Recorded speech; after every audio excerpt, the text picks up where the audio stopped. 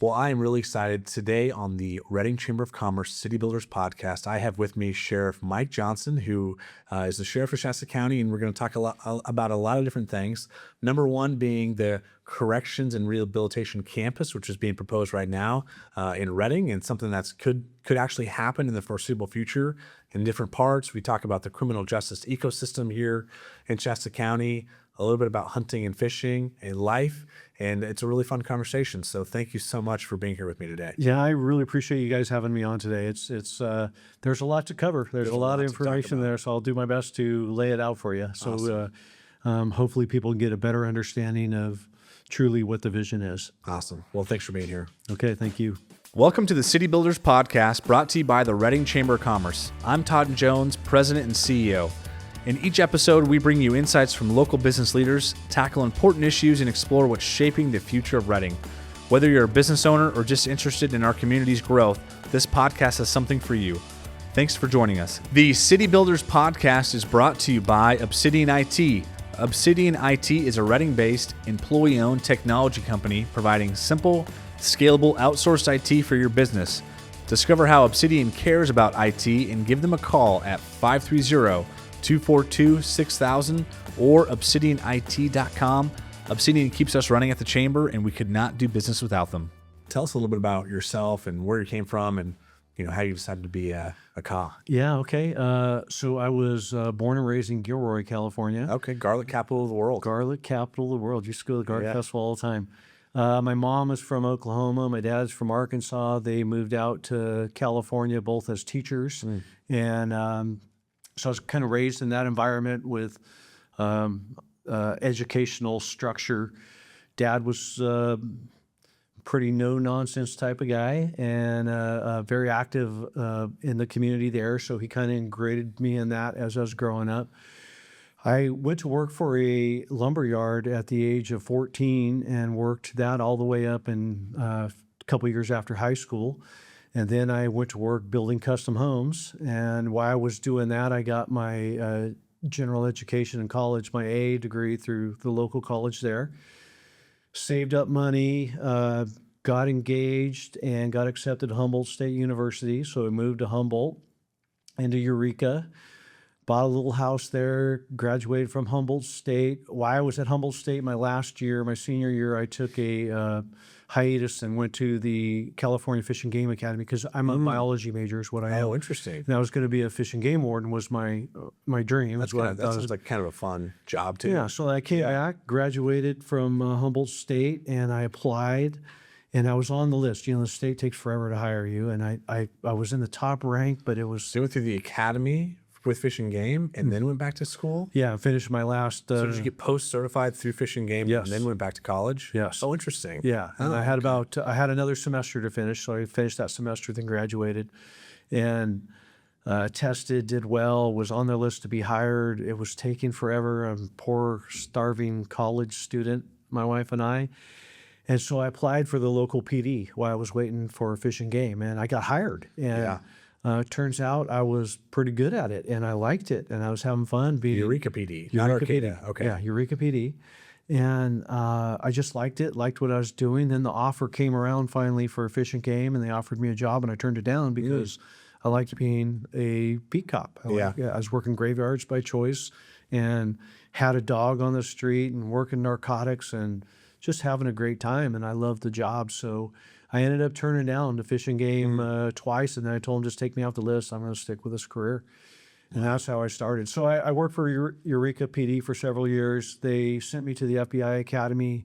I did the FBI Academy with the intentions I was going to come back, and they were going to promote me to lieutenant. And there was a change in chiefs and administration there when I got back. Wasn't wild about the direction it was going.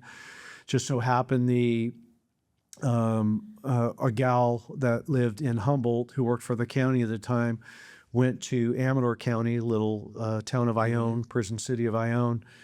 She reached out to me and asked me to come test for chief of police rather for the city of Ione. So I did that and I got that job, moved my family. Wow. I was the chief. Big change from Humboldt County. Big change. Yeah. Big change. A little small department too, like 6-man department. Wow. Do you have like your jail like behind your desk, like you see in like Duke's Az or whatever? Not even holding cells. We would go take them straight to the county jail there. Oh, wow. Which was a ways away. But it was a good experience. I was there almost 5 years, and then I tested for Anderson for their police chief spot. I got that, so we moved to Anderson and spent about 10 years in Anderson doing that, and I loved that job. I got my master's while I was at Anderson, and that started coming to an end, and this kind of fell in my lap where opportunity came about. So what happened, I tell people the way I became the Shasta County Sheriff is really I opened my big fat mouth as the police chief because I didn't like something the city was going to put in. The city, I should say, the county was going to put in. They were looking to put in this giant, I call it a super shelter, which was I forget the term for it, but they're modeling it after San Francisco and Seattle. Yeah. And I thought, was this the housing first time? Like that kind of time frame? It's those gigantic like shelters for homeless and mental health and everything. Sure. But the model behind it it's a something for nothing model where we just give you everything. No accountability. No accountability. Yeah. And so I came to the Board of Supervisors as the police chief, and I just laid into them about what a horrible idea it was for the county and how it was going to wreck the county. Because I care. I live there, and sure. I didn't want to see that happen. And so it's always been my philosophy that if you're a guy or a gal that's going to speak up and be negative about something, you better have a solution. Yeah. And so I started proposing solutions, and then it got to the point where the Shasta County Sheriff's Office was looking for a sheriff. Right. And I was approached and asked to compete for that. So I did. And here I am. I don't know how much of a competition it was. We didn't know each other back then. And I remember clearly, that was kind of we don't want to get into that, but kind of an interesting time with the sheriff transitioning. It was. And when there was an opening, I mean, I think everybody was like, wow, it's going to be Chief Johnson, from Anderson, because you had such a great reputation That's down weird there. that you think that, because in my mind, I didn't know you. Yeah. I didn't know a lot of the supervisors personally that well at the time. But you had such a great reputation from what I could tell in Anderson, and you'd done such a great job with that department. And, the cities are all different, right? We all have our different strengths and weaknesses. But to me, I could see it coming from 10 miles away. I was like, oh, Chief Johnson is going to be our next sheriff. Like, because it's not a vote. It wasn't a vote. It was really the supervisors. I was appointed you. Yep. I don't remember if it was unanimous, but I remember knowing like, this is a sure thing. Like, this is a lock. You're going to be in there, because you'd already started talking about these big picture issues. And then not that long after that, which I was going to wait a little while to get into, you proposed like this wagon wheel of justice. I mean, that was pretty quick into your time as sheriff. Is that correct? That's correct. Yeah. Early on. That was really early on, because the jail was an issue. It was overcrowded, and I was suffering with that as the Anderson police chief, was Redding, as was the sheriff's department. It's everybody's problem. Yeah, everybody's problem. And that's one of those things. That's the other thing that's funny is in Anderson, it was easy to deal with because, and just like when I was right, just like when I was in Eureka or any other PD, the jail's not your problem. Your problem is going finding the felons and the problematic people in the community, arresting them, making a case on them, dragging them to the jail, booking them in, and then away you go. Right. Well, then I became sheriff, and all of a sudden, that's my whole problem. Yeah. So in our jail, our current jail, downtown Redding, built in the early 70s, is that correct? It was designed in the 70s. I think it was finished in the early 80s. But yeah. Which it doesn't feel that old to me. My house was built in the 40s here in Redding, so I have an older house. Yeah. And 80s doesn't feel that old, but our current jail downtown, next to a neighborhood that has been there since the late 1800s. Right. And then that was built, almost 100 years later after that neighborhood was developed. We have a jail downtown, our biggest building in the entire county, our tallest building in the entire county. I think it's still a little taller than the courthouse. Yeah, I'm not quite sure. They're pretty close, yeah. So either way, it's a big building.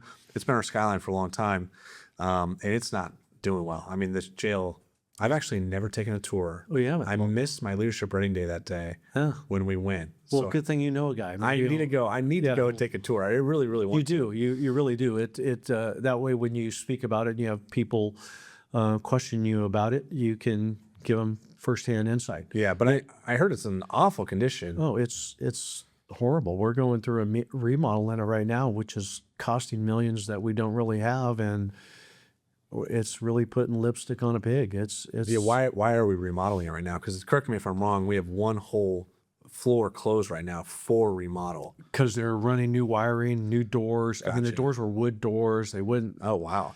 secure properly. There's ligature threats all through there. Yeah. They have to mitigate. There's ADA issues. The elevators are being redone. It's just functionally, it's not set up to run like we need to in today's society with a jail. Sure. It is like the old SHU unit where it's all locked down cells. Yeah. 2 beds per cell, locked down. We don't have medical or rec yards or any of the services on each floor.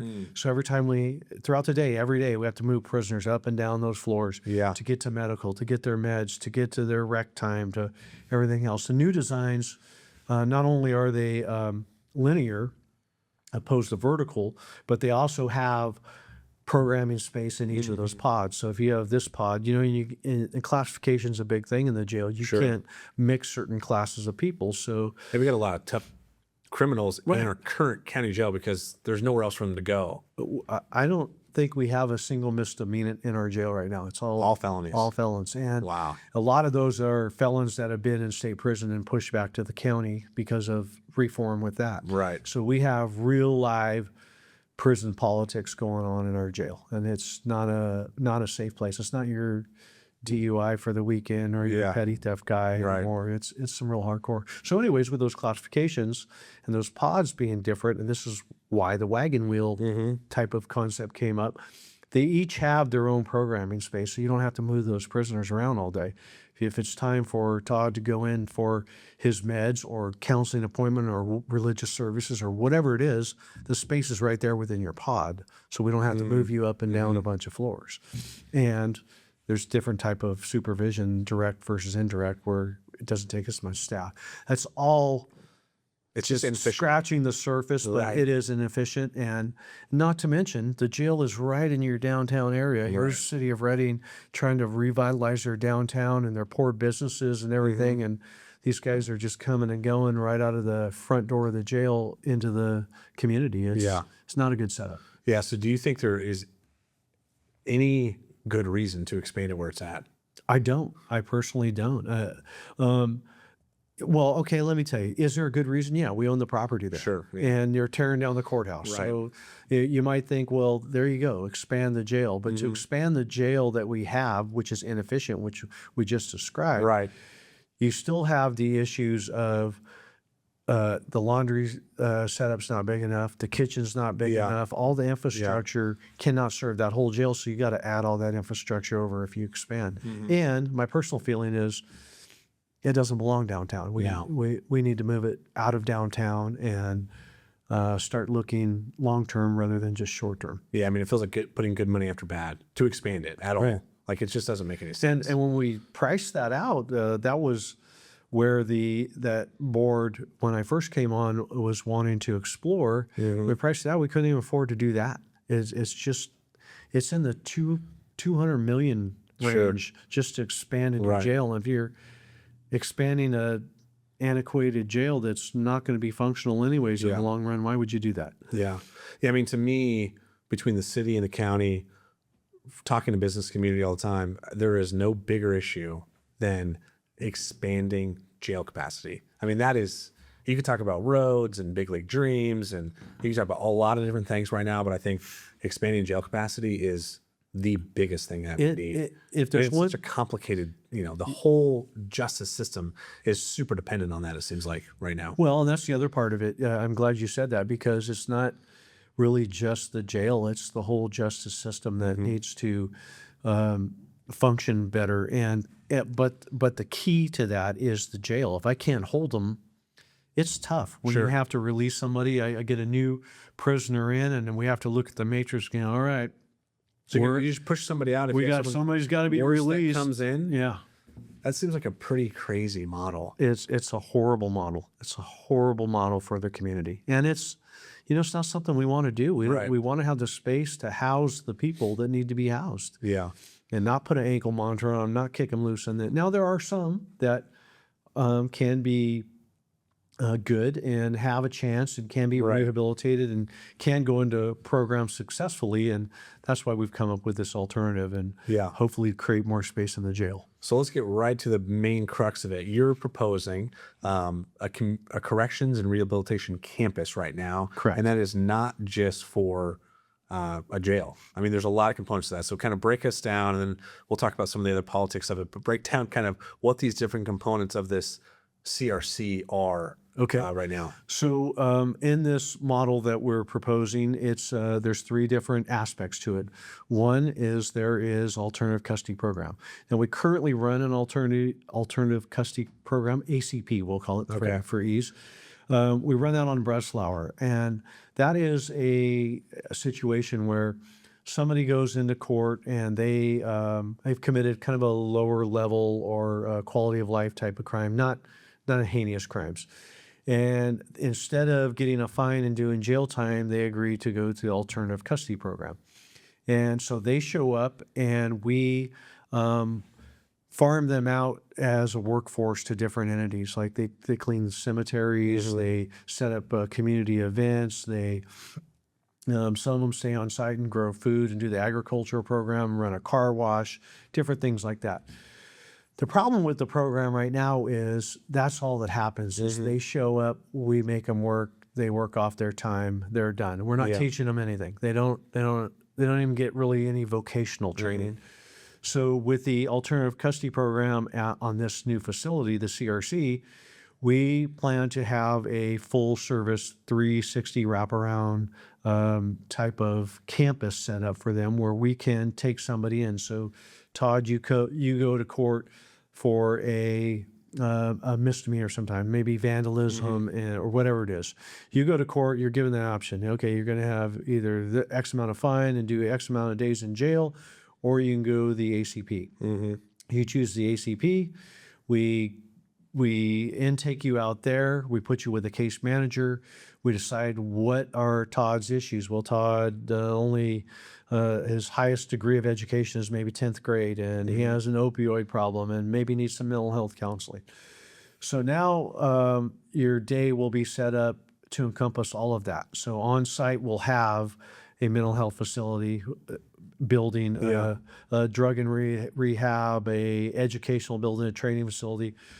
So part of your day will be that. So maybe we send you for education for an hour of your day, an hour in opioid counseling, and maybe some other religious service or something that you choose. And then maybe for the other half of the day, you actually do the work. But we find out what you want to be trained in of the services we have and give you some vocational training while you're working. So hopefully by the end of your time served, we've addressed a lot of your issues and you have at least a fighting chance of some rehabilitation and not to go back out and commit crimes and sustain yourself. That way you're actually productive in our community rather than draining our resources. That's great. So that's the alternative custody campus. And that campus on this CRC is carved out to be about a 34 acre slice of it. And we currently grow, I told you in Breslau, we run the program there. We currently grow anywhere from 10,000 to 14,000 pounds of food. Wow. For the jail off of our alternative custody program. That's incredible. On Breslau, on a little 3 acre slab. Yeah. So on this slab, 34 acres, we plan to put up a gigantic barn, do livestock, a chicken program, raise food, do the whole thing. Agricultural part's super successful. And the people that come in the program love doing that. And it's still a skill we can teach as labor for people to have something to fall back on. That'll start off the campus no matter what once we get going out there. It's phases, right? So this ACP could happen very soon. I'm not going to say an exact timeline, but it could happen a lot quicker than the rest of the campus being built because we already run it. It's just a matter of moving it. We have to get through the EIR and stuff for that, but yeah, we can move it there and get going with that right away. Do you feel like you would be able to spend some of the money that is saved right now that the county has? Because the county has a fund that's kind of accumulating some money right now for the potential for future corrections facilities. So could some of that money go right now to fund for this ACP, or Yes. are they not going to try to save it for the whole No, thing at no, once? no. That is exactly the plan. Okay. They worked with the county administration and my CEO about that. We are going to use that money to put the building on there, the barn, and the infrastructure we need to get going. That's great. We currently already have an operating budget of right around 3.3 million for the ACP program. So I've got an operating budget already. It'll be more to operate a bigger facility, Sure. obviously, but at least we have the foundation and we can get going with that immediately. So that's one phase of the CRC. Another phase is the jail, a site for the new jail. Now that, you need to understand that I don't have the money to build a new jail. The county doesn't have any revenue source to build a new jail right now, but eventually it will, one way or another, whether that's a sales tax down the road, whether that's a bond, whether that is state and federal finally release money for corrections again. But what I want to do with that slice, and that's a 45-acre piece of the pie here, is run the sewer, power, water, all the infrastructure, get it through EIR, and have it shovel ready. Right. So one day down the road, it won't be why I'm here, but one day, no, I'm not going to be Obama. Sorry, John Obama. I'm not going to be here that long. It'll be ready to go. So when that money does become available, they don't have to go through all this. They can go ahead and start building that jail. And hopefully, and I won't be able to dictate this, but my vision for that is because of the 45 acres they'll have, they can build a linear model. They don't have to build a tower, eyesore, inefficient type of jail. They can build a more modern, functional jail. What's the theoretical bed capacity of that jail versus the one we have now? Well, we're having more pieces to it. We're having the EIR scope it for a 1,200 bed facility. Okay. Now, will it realistically be a 1,200 bed facility? Maybe so, maybe not. Probably not. We currently have 484 beds. So this is almost 3 times. Yeah. So if we could even double that, make that an 800 bed facility there, I think it would be sufficient for the county. But again, I'm trying to look way down the road. You never know how populations and corrections is going to be 20 years down the road, but at least it'll be set up for that. And if things change and they need to build a different thing, it'll still be shovel ready. They'll still have the infrastructure. Well, if our next governor is a sheriff, maybe it'll come a lot quicker. We'll see. It would be more likely, that's for sure.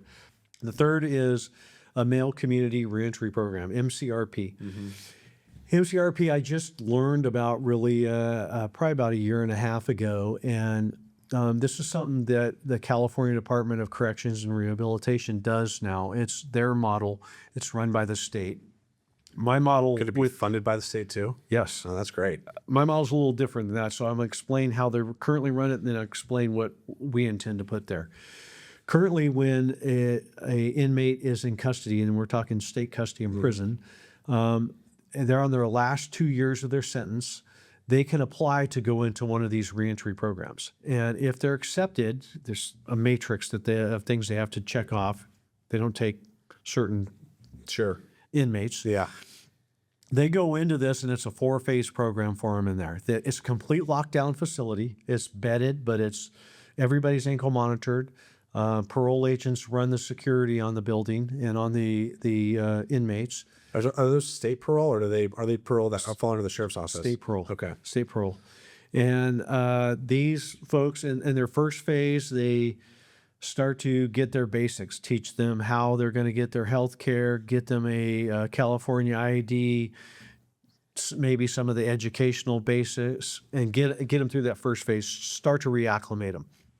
Second phase is they develop a vocational plan for them. So let's say, again, Todd's our inmate. He's coming to that program. He says, I want to be a truck driver. And say, okay, well, in this phase, we're going to help you train and get your Class A license. We're going to teach you all about how to drive a rig, do the whole thing, get you all set up. Third phase, they start putting that person to work in the community with business partnerships they've made for labor. And that person starts going. And then towards the fourth phase, towards the end, they're fully functional, going out on a daily basis, ankle monitored and tracked the whole time, going to their job, going to their doctor's appointments, whatever they need. Then at the end of that 2 years, they're released in the community. So it's like a 2-year parole period, with like a really reentry, with heavy supervision. heavy supervision. Yeah. So here's the key of that. So I want to put one of those on this campus, but I want to do it as a partnership with the state where half of the facility is county inmates, half of the facility is state inmates. Okay. So my inmates, the county side would be, they're not on 2-year sentences, most of them, right? So it's going to be a shorter duration. Maybe they have 6 months or more left to serve. I can move them to that facility. That does two things. One, it creates more bed space for me in the jail. And two, it gives a shot at rehabilitation for people who might fit the program. Right. And I've got probably a third of my jail that could go into that program today. Wow. That's great. So the other aspect of that is I was very hesitant when the state doesn't have any model like that where it's county and state together. So this is the first of its kind, and they're very interested in it. And so far, it's still in the governor's budget. That's great. Yeah, which is a huge deal. Could that also be funded for by the governor's budget now for this type of program, or it's just like the reentry program is statewide is funded, but not necessarily funding for a joint facility right now? Right. Like you couldn't get funding right now for that portion of the campus, or could you? Right now, it's made it so far. All I have to do is make it through the May revise, and So you could get funding for that portion right now. I could. Yeah, That's incredible. yeah. They will set aside the money. They will dedicate the money. They already know they're interested in the facility because they don't have anything like it. They don't have a footprint in the North State, so they like that. Yeah. And we have the land. So those are all big things for CDCR, and that's why they like this partnership, and that's why it's actually currently funded in the budget. Wow, that's incredible. Hopefully that continues. So this is not a big pipe dream right now. The components of this right now are very real, and they're very feasible to be, online within a matter of years. So far, yeah. It's really, we have worked hard. My two supervisors that I have to give credit for this for is Supervisor Cry and Supervisor Plummer. They've both been integrated tight with this. We've gone down to those facilities, looked at them. We've explored all the details of the programs, and it's going the right direction. I got to tell you, though, you should know this, that I am not I come from an old school way of everybody needs to be locked up. And, and I just see that now that this is all my responsibility and where this state's politics and is headed is, that we have to do something to benefit the community. And I will not just accept any type of program on this campus, because there is, just as there are successful programs, there's a ton more programs out there that aren't successful, and fail. And I will not put one of those. I'll do my darndest to make sure I don't get a program like that. This is a very successful program that's been studied by Stanford and shown great success.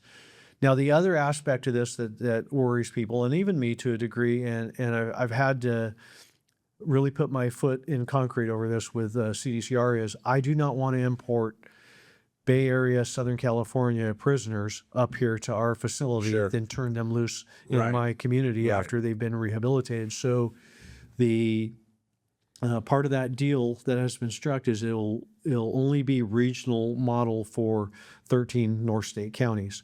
And so the feeder counties that put people in here, part of the deal is when they get released and are done, you get them back to your county. And my transport unit will physically put you in the transport van and take you back to your county. So if you come from, let's say, Siskiyou County, once you're done with the program, you're going back to Siskiyou County. Now, can I dictate that they stay there? No, of course, because they're a free person after that. But the business partnerships will be in all those 13 counties as well. The 13 counties the state's identified, which are all North State counties, are the same 13 counties I've identified for the other sheriffs to use the county side of that building. Gotcha. So it will be for both county and state inmates. And here's the thing, Todd, those inmates are coming back anyways. With or without that facility here, they're coming back to give us. them a fighting chance to So reintegrate into society. So I figure, okay, well, if this is a way that potentially can help us and potentially reduce the crime in the area, why not? Why not put it? But someone from like San Francisco, they're from San Francisco, they get, booked in San Francisco, they go to San Quentin or whatever, they're not going to come through this program and then go back to San Francisco. No. They could be from Siskiyou or Shasta. There's 13 counties. I probably can't. And then come back through this program and then go out. No, I told him I don't. Yeah. Only the county's involved. But yeah, but if that inmate is from Shasta and they're in San Quentin, They're coming back to back Shasta. out, they could come through this program. Yes. And reentry into Shasta County. Correct. Gotcha. That makes sense. Yep, Okay. you got it right. All right. Yeah. And again, if we don't have the program, that inmate could Just be end up paroled just up coming here. being paroled right Sure. back out here with nothing. Here's your gate money and good luck. They're and supposed to check in though. I mean, if they're on parole, they have a parole agent. they're on supposed parole, to check in, yeah. all that kind of stuff. So They're supposed to, but I can tell you, parole is not what it used to be, and probation is not what it used to be because of the reform. So wow. tracking those people and holding them accountable has gone away, and that's this whole campus is built around accountability.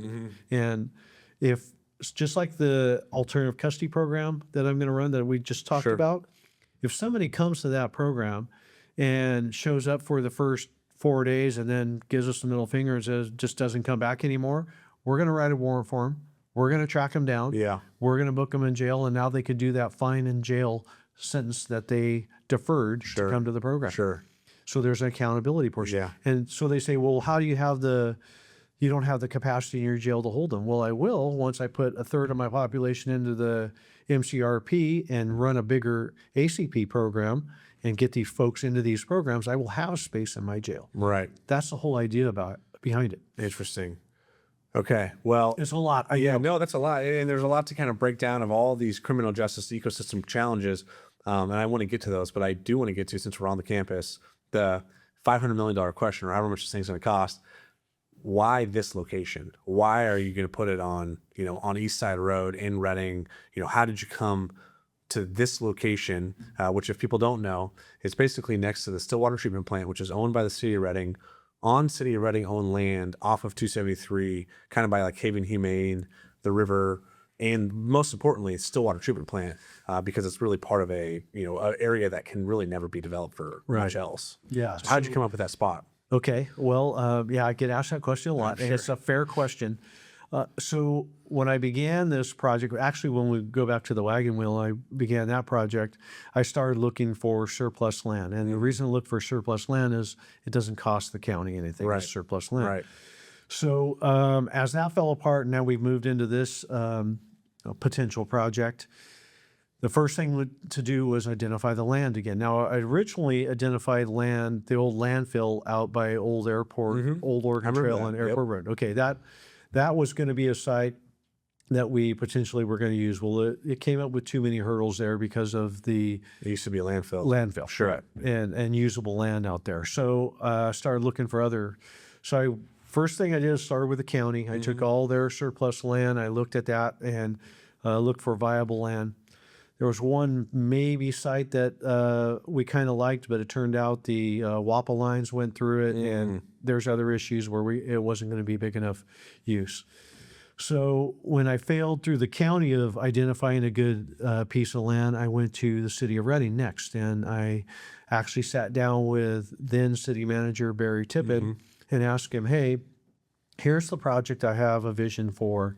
I'm looking for surplus land that the city might have. What do you have that we can maybe look at? So he brought up, I think we had 3 different properties he brought up. One of them actually was right next to Big League Dreams. Oh yeah, There's But it turned out to have some flooding issues and issues over there, not as much usable land as we wanted.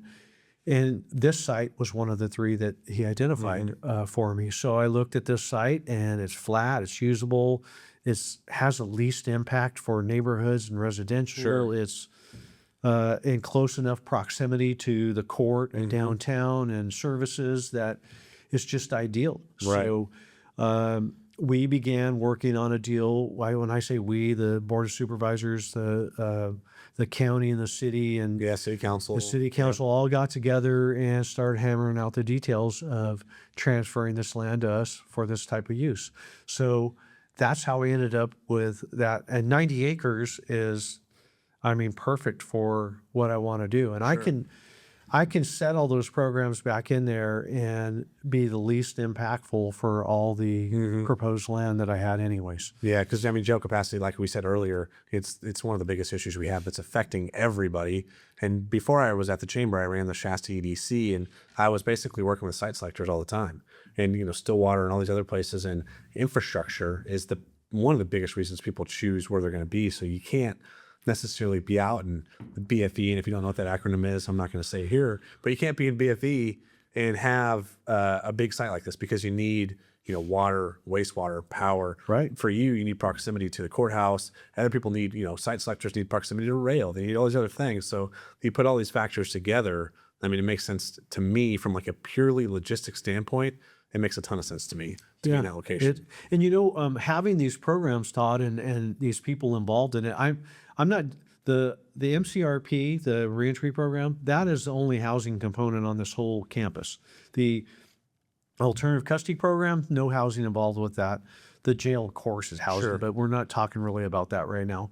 I'm not dealing with the housing portion of it, so I have to get people to and fro to their workday, and so because of that, I hope to work with RABA and get a bus stop put in there, right in front of the property off of East Side Road, so I can get folks to and from. And when you talk about being out in BFE, if it was out there, the likelihood goes way down. And operationally, getting people to and from jail to court and everything else, the services, doesn't make sense. So that's another reason why this location turned out to be ideal. That's great. For those that don't know, it's by the City of Reading wastewater treatment facility on East Side Road and by Haven Humane. So that's the general vicinity of where this is at. Correct. When I initially proposed this vision of this campus, I had a rough schematic. It shows the three different aspects of it on there, the MCRP, the jail, and ACP. And I initially had the jail set right next to the River Ranch residential neighborhood there. And those are the folks that are not super happy right now. Understandably, yes. And they are not happy with it, and I get it. So to try to lessen the impacts and the issues, perceived issues that they'll have, we've changed that around and moved the jail to the centerpiece, moved the alternative custody part over next to them, put a 300-foot buffer with agriculture and stuff, and the barn offset. So, and even putting in a little wildlife preserve next to the river to try to create even more of a big buffer between them and us and alleviate some of those anxieties they're having about that go in. And I know it's not great. They have some other worries about people hanging around and about, but people are going to be monitored. They're not going to be allowed to hang around. We're not going to use their road. I'm doing everything I can to make it least impactful on them because I get it. They've been there a long time, and no matter where I go, you're gonna have a NIMBY anyway. I like people are familiar with NIMBY, not in my backyard, but I also like to say cave people, citizens against virtually everything. So there's a lot of cave people everywhere you go. It's not just Shasta County, and there's going to be people against it no matter what. I think I was telling you before when I was trying to realize this other site out off of Old Oregon Trail, Airport Road. I had the people in Palo Cedro mad at me, and I live in Palo Cedro, and I'm like, that's not really that close. It's not that close. It's not really your backyard, but still, the point is, it doesn't. You're right. It doesn't matter where we propose it. We're going to face some of that, and it's not that I'm unsympathetic about that, but I'm trying to look out. It's my job to try to protect and look out for the citizens of Shasta County as a whole and what's best for the county. And I think this is definitely what's best for the county and will be a game changer. Yeah, huge game changer. So when you kind of look back at like the 30,000 foot level of the criminal justice ecosystem in California and then in Shasta County, what is the biggest bottleneck? Do you think jail capacity right now is our biggest bottleneck? Because I hear about, DAs and courtrooms and judges and all these other things. Is, in your opinion, capacity for not just for the jail, but for this alternative custody program, the biggest bottleneck that we have in Shasta County specifically? I think it's two. I think there's two major bottlenecks that are about equal. One is jail capacity for sure. That has to be solved. But the other bottleneck is the amount of cases and the amount of availability of judges in courtrooms that we have. Right. I think that there is a huge bottleneck there because they don't have enough courtrooms and judges and prosecutors to get through all these cases Sure. and get them prosecuted. But it'd do them no good if they're turning out all these people and I don't have the capacity to Right. to deal with them Right. and the accountability for it. So it's all interconnected.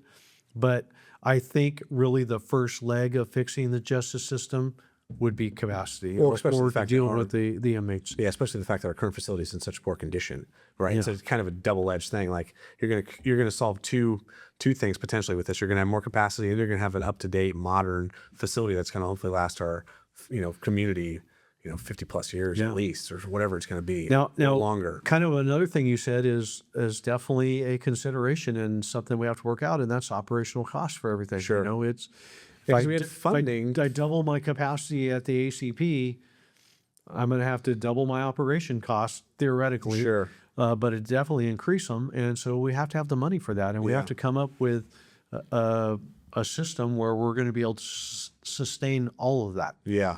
And I think it's all about, I was with the city director yesterday at a meeting and, talking about all these things that the city of Reading is doing and the county's doing. It's all about priorities, right? It's all about priorities. And in my opinion, the county and the cities, the number one job is public safety, followed somewhat closely behind by infrastructure. Public safety and infrastructure are like the main two focuses. Now at the county, you obviously have health and human services, and there's a lot of other services the county is kind of expected and required to provide to their community by state statute, right? Because counties are not much more than an extension of the state of California. There's all these mandates from the state of California that counties are supposed to implement. Sometimes they're funded, sometimes they're not. The county does have a lot more than a city does, but public safety is, it's the number one issue. And so it's really a matter of how much can we prioritize? Most of your funding, I believe, is general fund funding. You're not like an enterprise fund like some other groups. Right. So you have this pie.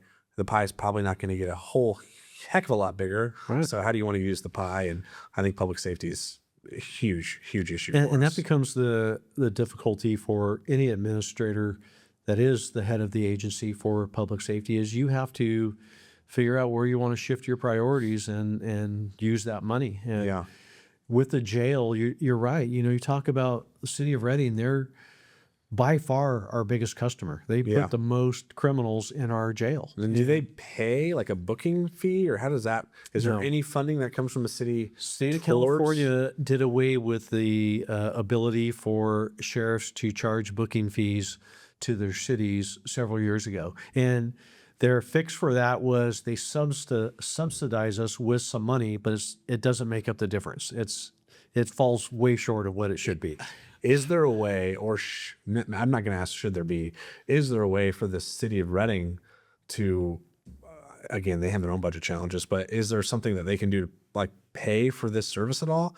Because obviously the city puts the most people in there, but we're all in the county, right? It so affects everybody. It's a shared thing. It's not like it's the city of Reading's problem. It's everyone's problem. But is there any type of funding mechanism that happens through the cities or could happen? Not should, Maybe. could happen. I know nobody likes to talk about sales tax, but a sales tax for the county where the city gets on board with and helps support would be a step in the right direction. Yeah. Them coming to the table and putting this piece of property out there and helping to see this through is a big. They're helping a lot. Is a big step. They're I basically think giving you property. you can't overlook the fact that they were willing to work with us here to try to help get us here. They're looking long term too. Right. So we need to continue to figure that out because there is going to be probably some other things they need to help contribute with and solve this problem. Yeah.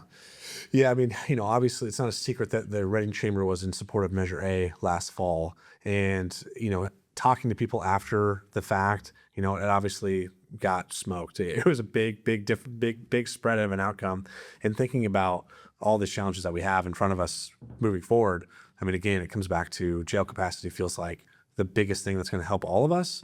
And it's going to help a lot of these different pieces of the problem to get a lot more people off of our streets, which is a big problem for all of our business communities. So thinking down the road to the next sales tax, because there will be one, thinking of the idea, and I'm going to plant the seed here. Some people didn't like the fact that there was so much unrestricted amount of money that could kind of flow through the city through Measure A. So if there was a sales tax that was just half a cent only for jail funding for the facility and for operations in perpetuity, to me, that seems like kind of the most cut and dry solution for building a jail, and something that obviously people don't trust the government in Shasta County. That's no surprise to any of us up here. Right. But if it was half a cent dedicated only to the jail to build the CRC, not just the jail, build the whole thing, plus funding in perpetuity, I mean, that seems like it's something a lot of different sides of the political spectrum could get behind right now. And I don't know if it's going to happen or not, but I'm planting the seed now that it seems like it could. It'd be great if you make it happen. But. Yeah, and because it seems like it's black and white, and it solves a big challenge. I mean, of course, I'd love all these other things to get fixed, and the thing about Measure A was it's not just about. It was never about like a short-term city rating budget challenge. Yes, the city is in a deficit to some degree right now, but it's always been about long-term deferred maintenance, long-term projects. How do we improve upon and take care of the stuff that should we have built this stuff, 30 or 40 years ago? Maybe we should, maybe we shouldn't have, but we have it now. So how do we fund this stuff, and how do we get through a lot of this deferred maintenance? So to me, a jail, just seems like it makes sense. It seems like it would make sense. It's our problem. It's everybody's problem. In every corner of the county, it's a problem for. And so it affects everybody. Yeah, we're right back to when you have to release a felon that needs to be in jail. Talking about something that'll keep you up at night. Yeah. It's not a good feeling. Yeah, I mean, I heard something the other day, and I know the situation because it was in my neighborhood or below my neighborhood, but a felony warrant, someone got arrested, and 3 or 4 hours later, because it wasn't a violent crime, they were back to their house. So I know. It's the other part of that issue, and this is not to make excuses, but it's the reality in California, is because of the reform with laws and stuff and bail reform. Some of those guys get to get out anyways. Right. It drives you nuts that it's not like it used to be. You used to take somebody to jail on a felony, they're not getting out for a while. Right. Yeah, so you're a California. Were you born in Gilroy? So you're a California native. You're a California sheriff. My whole career has been in law enforcement in California. We've seen basically like this dissolving criminal justice, abilities in California. Yeah, it's got to drive you crazy. We as a sheriff's association, we meet and work on legislation and oppose a lot of it and lobby, and we have these paid lobbyists, and we're banging our head against the wall every time. It's just what we're up against as far as political climate in California is just insane. Yeah, it makes me wonder where these folks were educated. Yeah, and are they not seeing those same problems? I just don't get it. It's not to beat a dead horse, but accountability is the bottom line. Sure. And you have to hold people accountable. Look, we got laws, and if you violate those laws, you need to be held accountable. Period. Yeah, it's so good. I'm on the board of the Good News Rescue Commission, and some people think that some of those programs they offer are kind of a magnet to our community. And for those that don't know Jonathan Anderson and don't know the mission team, accountability is a big part of what they're trying to do, right? They want to help these people that are unhoused. They're not all criminals. A lot of them have some mental health or some drug addiction or some combination of all those things. But it seems like to me, talking to Jonathan, accountability is a big thing. And I know that he works closely with your office and all the other.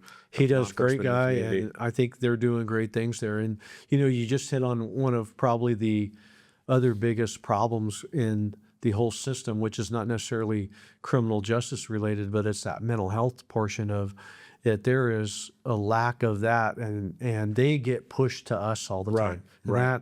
That has really created a lot of lawsuits and problems within the jail. Sure.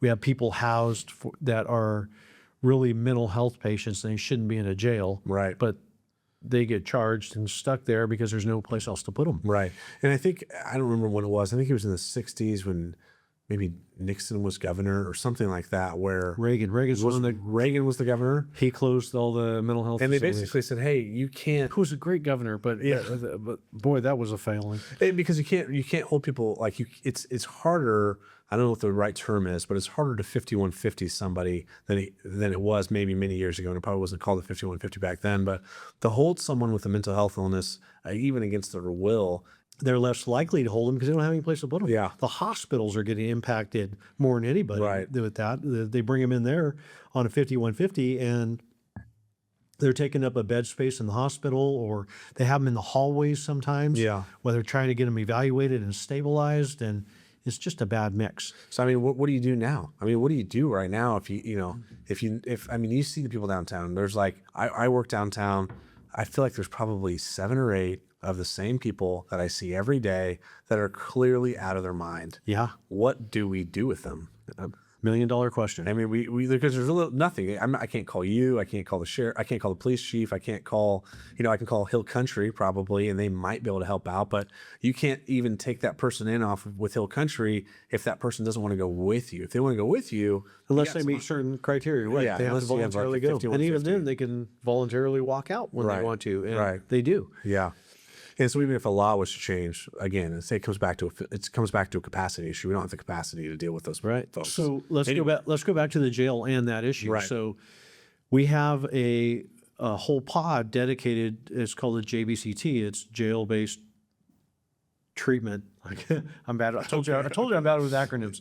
Anyways, that is a mental health program, and that they have to be segregated from everybody. And these are people that have such mental health issues that they can't be mixed with the rest of the population. They're stuck there because they're not competent to stand trial. Right. So they're trying to restore their competency so they can participate in their own defense. But until they do, they're in our jail. Now, they don't belong in our jail. We're not mental health professionals. Right. But you've got correctional deputies now that have had to get training and learn that aspect of their job and serve this population that doesn't belong there. And as you can imagine, that often leads to lawsuits because they think we should be doing more than we're doing, or that person gets hurt, or that person hurts another person, or assaults a correctional officer, whatever it is. The key is they don't belong in that environment. And when we've taken a pod and dedicated it to that program, that cuts your capacity down immensely. Right. Now, instead of serving 35 people in that pod, you got 7 people. Right. What crazy. So where do they go now? I mean, where else could they go? Because is there any, there's got to be some lockdown. Yeah, you'll love this one. So there's 2 real In the whole state. mental health facilities left in the state. One's at Tascadero, and I can't remember who the other one is. But if we can send them there, if we can finally get it through the court process to agree to send them there. But the governor's created a new law where we are only allowed to send X amount of people to the state hospital. And if we exceed that number, our number happens to be 52. It was when I last time checked. 52 people Per year. total? Oh, Per year. If we exceed that, every person over that, we're fined $100,000, which comes out of my budget. Oh my gosh. What? So you get one a week? So we do everything we can to try to keep them here and restore their competency here so we don't go over that number. And if we go over that number, capacity. by the end of the year, you can petition for that money back. But if they give that money back, we have to develop a mental health program to deal with the issue, which isn't even my expertise anyways, which is health and human services, as you know. And so that money really doesn't even come back to me. So is there even programs right now for those people? Like, is there mental health programs in Shasta County? There is. I mean, not somewhere where you can house them, though. Not a secured facility where you can move them to and house them. These are people with pretty significant pending type stuff. criminal charges that are mentally ill. Right. So it's not like you can just go let them stay back at mom or pop's house or have them report daily here. We don't have that. We just don't have the lockdown facility for them. There's just nowhere. There's nothing. There's nowhere. There's nothing for them. So you hold them in jail as long as you can to figure it out, and then try to restore them to competency, try to get their case going into courtroom, which goes back to what I told you. Yeah. Only so many courtrooms, only so many jury trials that can be had in a certain amount of time, squeezing them back in, working with mental health, working with the public defender, working with the DA's office, all trying to coordinate that person's trial is cumbersome. Yeah. And if that person goes off the path in between and not competent again, they're right back in my facility. That's crazy. If somebody were like, not a lot of these mental illnesses, I think there's a prescription available. There's some type of drug available to help them. So like if someone comes in that's like a extreme schizophrenia, running around throwing bricks through people's cars or whatever the case is, if they go to jail based on some type of, somewhat serious offense, can you just stick them with a anti-schizophrenia drug? I know I'm oversimplifying it, but I know You're way there's oversimplifying it, there's yes. something out there, right? Yes, I've known yes. people that have gone through that have schizophrenia. They spiral, they get in trouble, which always happens. But then if they get the shot, like once a month or whatever it is, they're pretty stable. Yeah. They're pretty stable. But if they go into jail, can you just stick them with that shot? No, there's a whole process to get there, which involves psychiatrists and lawyers and counseling, and there's a whole group of folks that come in and help us deal with that because we don't know how to deal with that. But once they get there and know what meds they need and administer those meds, yes, and it can come down to where it has to be a court order forcing them to take those meds, which is a whole nother set of problems. But the answer is yes, that when we get to that point, that's a lot of these people's problem is, in my observation, is they just quit taking their meds and they don't want to take their meds anymore. Right. And those meds stabilize them and at least give them some chance of being competent. But once they go off of that, it's a tough road to get them back in or force them to get them back into taking it. What about, which is another very common. And again, Todd, we're cops. We're not mental health professionals. We're not. Do you have mental health professionals that work full time in the jail? Yes. Through HHSA? Yes, through our provider, we contract. So right now it's You have a new contractor. coming in June 1st. We have a new contractor, right? And so again, another common problem is, drug use, right? So if someone comes in on meth and you're able to hold them for more than 3 days, or heroin, are you able to give them drugs to help them come off? Yes. That's what I'm looking for. Supplement to keep it from DTing. Yeah, you don't want them to OD, because coming off heroin's like a pretty serious, any of these drugs, it's a pretty serious thing. So are we able to give them medication immediately to help them kind of sober up over the course of time? Depends is the answer. Medically assisted treatment program, MAT, that's what we call it. We do have that, and we're working to expand that. And as we get this new contractor in, we'll expand it. Right now, it's only for opiate-based addiction. The key is right now, or the problem I should say is right now, we only will continue that type of medication if they've already been prescribed and already in a program for it. So if you get arrested on the street, you're having opioid addiction, and you are taking Suboxone or something else for that already, and you come in and we can verify that, then we can continue that for you. But if you're an addict and you're not on a program and you've never been seen or treated with that, we're not the startup for you. You can't be. No. Oh, gosh. Not currently how we are. Because of our licensing and because of the medical provisions that we have, but we hope to get there and expand that out to meth and other drug and alcohol as well. Wow. It's wild. But again, it costs a lot of money to run those programs. It costs a lot of staffing and a lot of different operational issues. So there's a lot going on. So we're talking about the density areas. I grew up in Weaverville, Trinity County. Oh, did you? One of my good buddies up there, Nate Trujillo, he's I think he's a sergeant with Trinity County. He is a sergeant. I think they have, I swear, I think last time I talked to him, I think they have 4 deputies. It's a 3,800 square mile. It's a huge county. Shasta County is also huge, but I think they have 3 or 4 deputies. Shasta County, we have the Sheriff's Department, CHP, RPD, APD, the city of Shasta Lake is contracted with you to provide their police service. We have obviously almost all of our population within, a 50-mile radius of the center of downtown. Most of the population is kind of in this core, right? But Bernie, Fall River, MacArthur. So we have a substation in Bernie. Okay, that's really our hub for the Eastern County, and we have a lieutenant, and a couple sergeants, and deputies that work that area, and a CSO. So we have services there. But when you talk about Lakehead and you go out to Fall River Mills or MacArthur and stuff, even though they're in proximity of Bernie, they would like their own deputy. And I'd like them to have their own deputy. But the fact of the matter is we don't have the staffing for that. Right. So we've come up with a program where we assign a deputy as a broken up in regions as a liaison for those. So where I tell them you can work all the overtime you want, to be that community liaison. You're that community's deputy. You go to their events, you work their cases or help them work their cases or connect them with our services and take care of those areas. So that's working okay. It's not ideal. Again, ideal would be a resident deputy in every rural area. Yeah, We don't have it. such a big county. Yeah. That would be it. For instance, Shingletown, who used to have a substation and used to have staffing from the sheriff's department. I heard that before I came in, and I continue to hear that, and I get that, but they had a bigger budget or at least more staffing then, and they were able to run the substation there. We don't anymore. Right.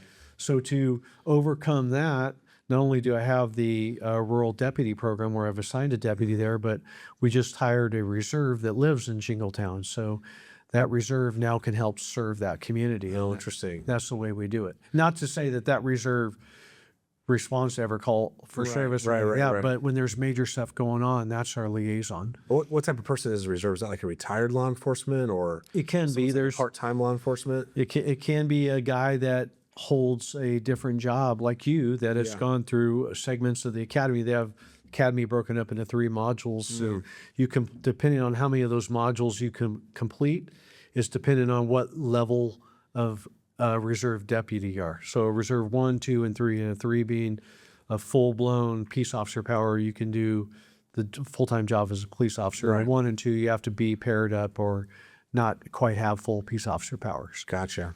Yeah.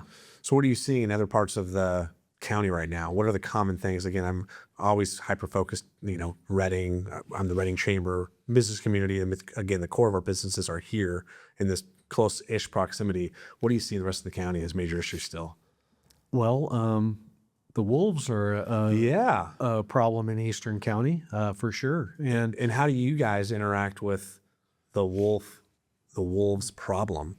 What's the cross section of the sheriff's department and a wolf that's potentially taking down livestock or putting people in harm? Well, I wish I could have more of a role in that because my solution for some of those is deprivation. And not that I don't get me wrong, I don't think we need to go out there and wipe out the wolf population, but those wolves that are preying on livestock need to be deprivated. They're a predator, and our poor ranchers and agricultural people out in those areas are being impacted. That's their livelihood. And they're not going to call you if they say wolf. I mean, they can't really. You're so far away from that was the thought at first, but when we find out that the state is running a wolf program and they're a protected species, not only federally but in our state, and they won't share information, and we can't deprivate them, it becomes an ag type of problem. And so our ag department's heavily involved. I'm involved because I worry about the public safety aspect of that. Now, typically with a wolf, they're not going to attack a human or they don't impact them, but they could. And when they start getting close to those rural elementary schools and different things and residents, I worry. Yeah. So I'm involved to try to be a voice for our ranchers and try to push on the state and the federal government to do something about it. They're subsidizing their losses to a degree at this point. So you're a rancher and we find one of your cattle that have been killed by the wolves. They go out and assess it and confirm it's a kill, and then they pay the rancher for that cow loss. But they're running out of money quick, and I don't see that being sustainable, and there's all kinds of issues with that as well. And I just read about a bill yesterday to reintroduce Yellowstone grizzlies to Trinity and Siskiyou County. And again, I've spent a lot of time in the Trinity Alps. I'm never afraid in the Trinity Alps because black bears, they kind of run away. Like they're so skittish. Yeah. You see them, they might come and sniff your shoes, if they're out by away from your camp, but like they're pretty dang scared of people. Right. So grizzlies, wolves, I mean, they're not. I'm usually practicing myself when I'm in the Trinity Alps. I always am. But still, like I'm gonna have to up caliber a little bit. It's such a horrible idea. We're fighting that one now. The sheriffs have joined that fight against that one. And I mean, the fact that you were almost a fish and game warden, who better to be spokesperson for that?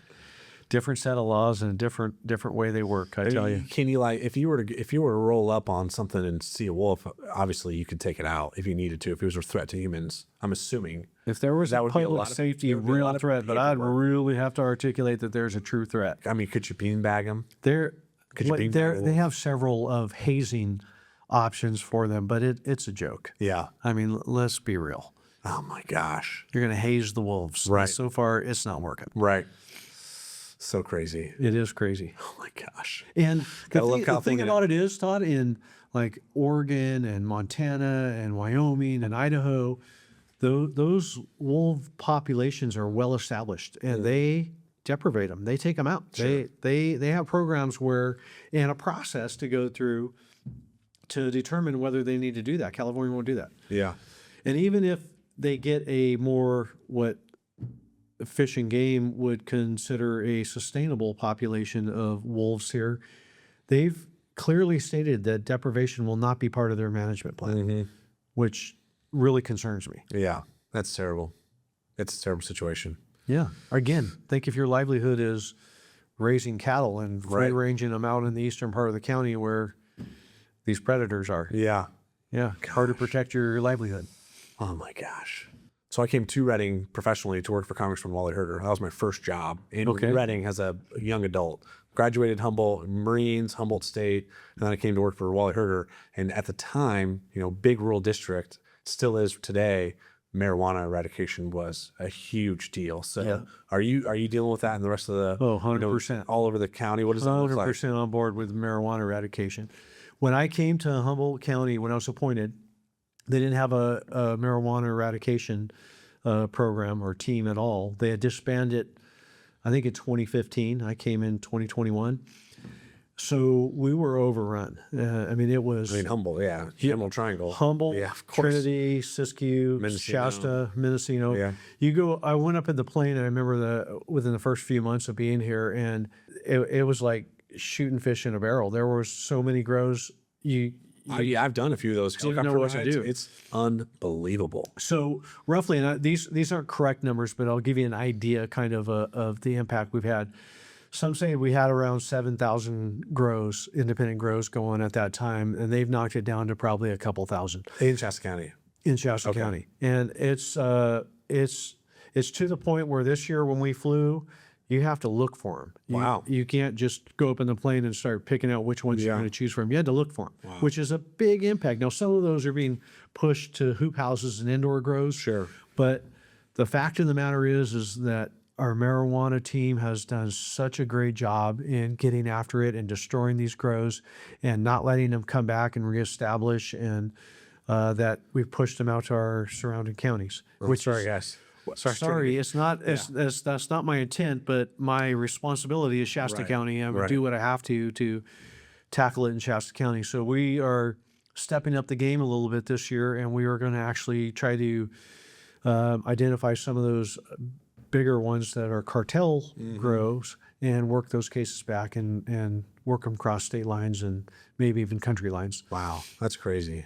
They're doing a great job, and so the CENTIF, the Shasta Interagency Narcotics Task Force, also supplements the marijuana team during marijuana season, and the marijuana team supplements the task force during off season. Oh, gotcha. And then now we've added the AB 109 team, which is a team of 3 guys that deal with parole and probationers and keep people in compliance and do those checks. Okay. They are also part of that supplemented unit. So all those units work together and do cases. They just did a huge case yesterday. I mean, it's fun to see that we are being totally proactive and aggressive towards that type of crime. Yeah. Because those crimes spread across the board. Folks. Yeah. They go into human trafficking. They go into trafficking of narcotics up and down the state. They go into burglaries. They go into murder investigations, everything. They affect it across the board. That's incredible. What other programs do you have that at the Sheriff's Office right now, any type of other special programs? Yeah, two other great programs to talk about that come out of my major crimes unit. One is the Catch a Predator program, and they have just been, I mean, it's sad to say. Is that like the dummies that like, hey, I'm going to text this, I'm going to pretend I'm a 14-year-old girl or whatever. Yes. And then I'm going to see if I can get some John to. Exactly. DM me or whatever. Yeah, we've had 2 that have gone out of state where they are pairing up with these supposed 14-year-old girls here. Yeah. My detective's posing as that, where they're coming across state lines to hook up with them. I mean, I've seen that on like Nightline or whatever it is. That is some wild stuff. It is really crazy. Last week they got 4 people in that program. Gosh. And it's sickening. Yeah. But it's super successful program.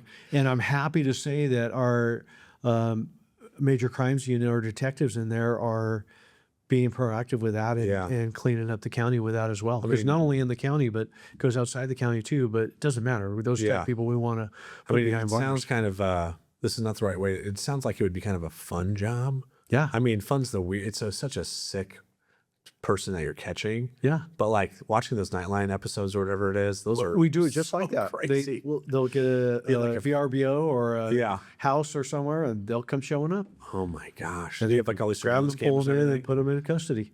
Wow. Yeah, it's amazing. So that's one thing that's going really good out of the major crimes unit. And the other thing that we're doing really good is cold case investigations. We solved that Arndt case, which was a case from like the 80s, right? Huh? Wasn't it from like the 80s or something? Yeah, a great case, and being showcased at the National Investigators Convention in Vegas this year. That's how big of a deal it was.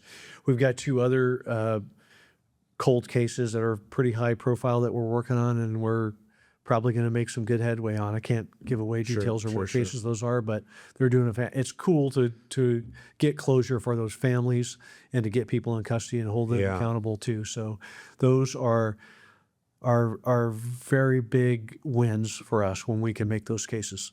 Wow, that's great. Yeah. And a lot of that's technology based. They didn't have the same technology or investigative experience that has come to light over the years. So we're falling back and reopening those cases and able to close some of them. That's fun. That's really cool. Yeah.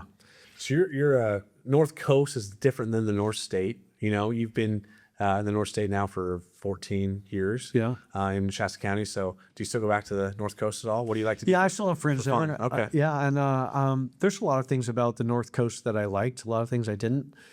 Being a pretty conservative guy, going to Humboldt State was pretty rough. Oh, as you probably know. Yeah.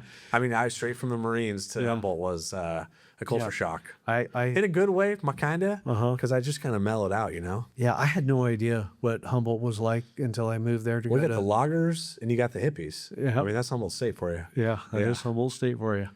But yeah, I still got friends there. I go back and visit occasionally. I'm really good friends with the sheriff over there, Sheriff Billy Hansel. Okay. Him and I actually worked graveyards on patrol for Eureka PD together. So we have a lot of history. I stay connected here and there. I don't go back quite as much as I did early on, but yeah, I'm still connected. That's awesome. Yeah. And how much are you connected with the other sheriffs around the North State? A lot. Trinity, Siskiyou. Yeah, all those really, folks. really close with the North State sheriffs especially. But 4 or 5 times a year we have state sheriffs meetings where we all get together, all 58 sheriffs get together and we roundtable legislative issues. And it's funny, the issues that we have here in the North State are the same issues. It's just different politics and different dynamics involved. Yeah. Oh my God. Well, I'm grateful that you guys are proactive. I mean, same thing when I had Chief Barner on here. Proactive policing is like the name of the game. You guys are all like, even if you don't have capacity for them, Chief Barner's like, I don't care. I'll lock the same guy up 7 times a day. Like it's maybe it's frustrating, but we're still going to do it. We're still going to do the work. And that is absolutely the right outlook. I tell the deputies the same thing because they get frustrated. You talk about the guy you see on the street. Sure. 2 hours later, 3 hours later, nothing frustrates anybody more than the cops that put them in there. Right. But I try to tell them, look, that's your job's your job, man. You can't control certain aspects of it. Go protect the public. Go make the arrest, make the case, book them in jail, then move on, get back out there after the next one. That's your job. And they are 100% for doing that. The men and women in law enforcement, I can tell you, have a deep-rooted passion for what they do in protecting the community. It's great to be part of it. Yeah, they're great. The law enforcement community here is amazing. I love them. I actually used to work like that and get to go out and do those fun things. The fun things? Now you're a paper pusher. Yeah. Yeah. Now I'm administrator. So what do you do besides work? What do you like to do for fun besides work? Hunt. You work a lot. I love hunting. I love hunting and fishing and working my dog. Those are my favorite.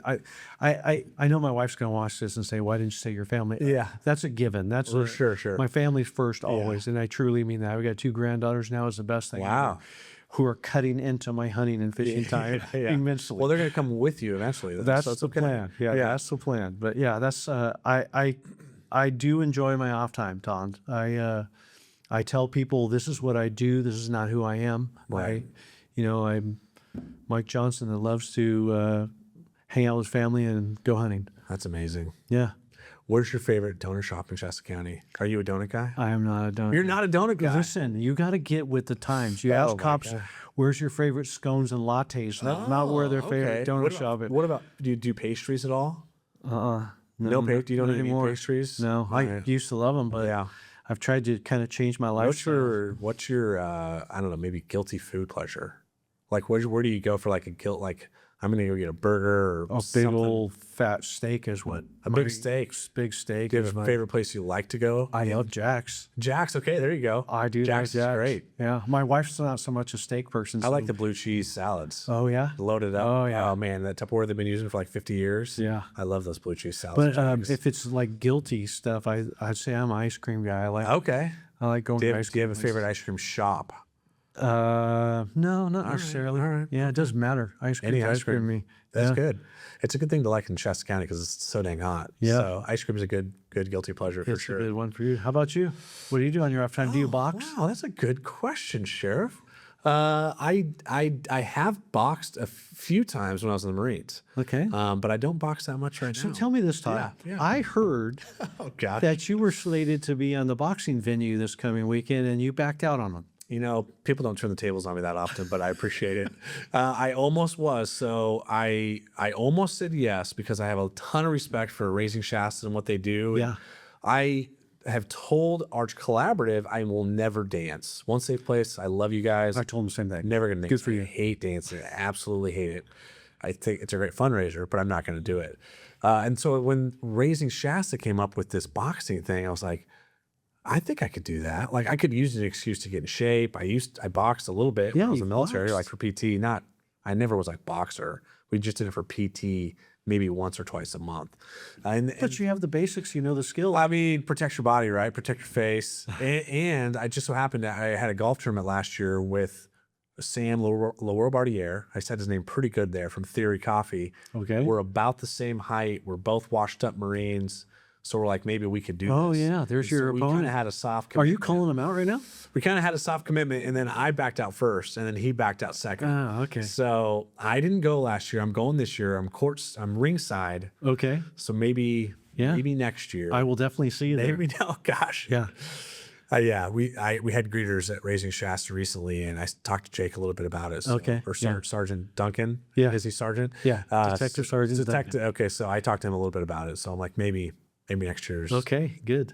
the time. Good. I might have got that information from him. Oh gosh, yeah, we'll see.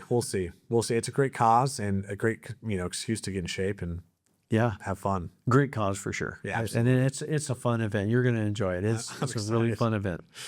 Yeah, so maybe boxing in my future. Also, I did sign up with the Mayor Lataw for the Ironman.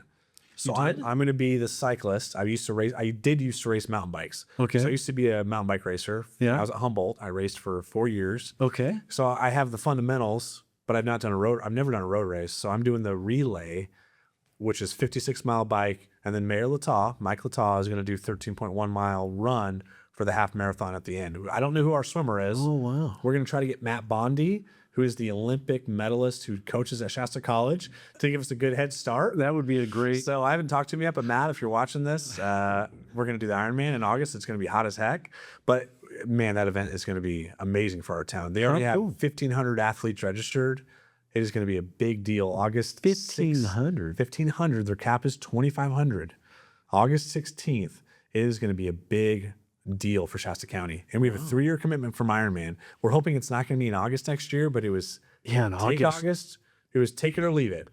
So we took it. Took it. Because we don't have a choice. Ironman dictated the time. I think I'd want to be the swimmer. Yeah. I think they're going to be in the water around 6 a.m. at Whiskeytown.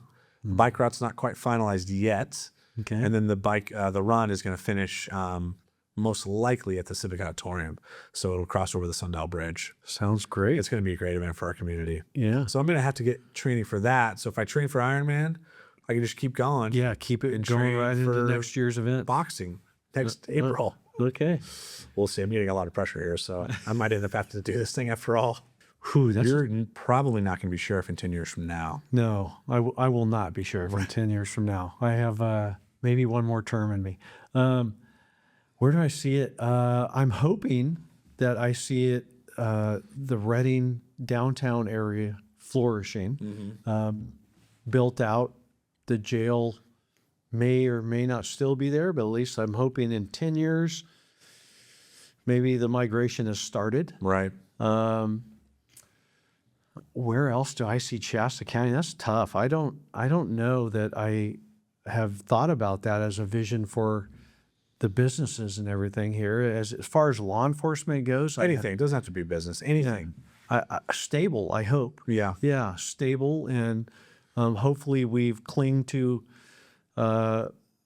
the North State values that have made this place great, and we don't venture too far off of that. I'm really hoping it becomes more of a destination place for people, and we continue with things like Cool April Nights, the Reading Rodeo, those big things that, I mean, even when you talk about bringing Ironman here and that event, those are the things that I want to see Reading and Shasta County really grab onto and make great. I hope that the outlook for all the visionaries and the people that are moving those projects forward don't try to do too much. Just focus on doing key things great. Right.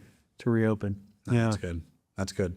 Yeah, I think we do a really great job in Shasta County of really honoring our past and our legacy and keeping some of these things going, and then kind of looking towards the future, right? I mean, downtown is what it was. My parents grew up here, so downtown's more like it was in the 60s than it was in the 80s and 90s based on the road coming back through. So I think we've done a pretty good job putting things back together. When you ask that question like that, it's so tough to try to see it as a whole of where it's going to be because of the pendulum swinging so drastically these days. Yeah. That change is rapid, technology is rapid. I mean, it could be so far off the map that you could have never even envisioned. Right.